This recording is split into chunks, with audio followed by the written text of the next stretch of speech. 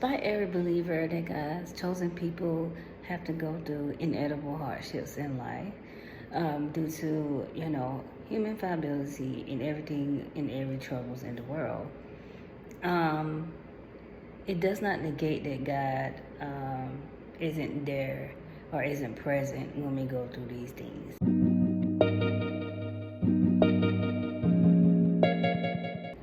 Good morning, good afternoon, wherever you are in this beautiful world. I am Monique, caring for those who do not know. Today we are talking about persecution but not forsaken. And what does it mean? Persecution in the Greek is diako, D-I-O-K-O. And persecution is for those who are oppressed, chased, harmed in any way, in a sense that's not of God's. And we know those who were persecuted in the Bible was, of course, the Israelites, God's chosen people, which he had delivered from Egypt in Exodus chapters 15 and 19, as well as speaking of chosen people in Deuteronomy chapters 7 through 9. Not forsaken is God's ever present in any troubles and circumstances. It means he's still caring, he's still there, he's still beside us, and he is still there. We're going to answer prayers and all of those things. He is supportive. Persecuted but not forsaken comes from 2 Corinthians chapter 4 verse 9. Paul the apostle directly talks about how God is still present despite of the circumstances and situations, the difficulties and the hardships. He's never leaving or abandoning his people.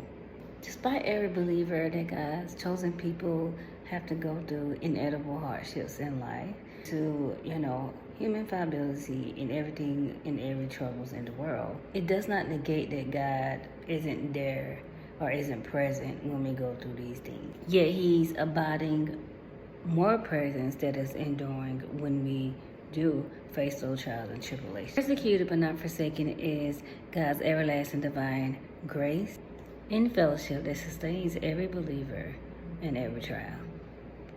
Here are 3 points that will get you going and to keep you going when regarding persecuted but not forsaken. Number 1 is transformative power of hope, which you can still persevere, you'll become resilient, and still have sense of meaning even under relentless opposition. Number 2 is community support and identity, to where all are unified for the purpose regarding abandonment, which actually gives believers a sense of bondage within the community to find acceptance in the shared purpose.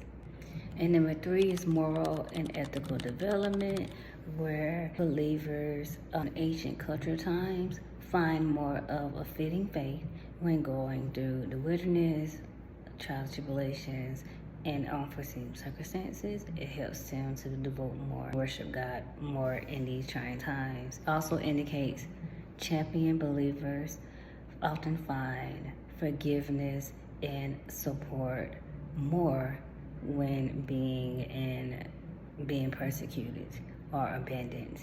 That surpasses naturalistic explanation alone that people struggle to account for. So those of you out there who think you are alone, abandoned, neglected, you are certainly not. God's silence does not negate that he is not there, because he is present. Even if he's silent, he's working behind the scenes, protecting, loving, showing us favor and grace and mercies despite of. So continue to have the faith, continue to keep him first and prioritize him. He is always there. Thank you. Until next time, bye-bye.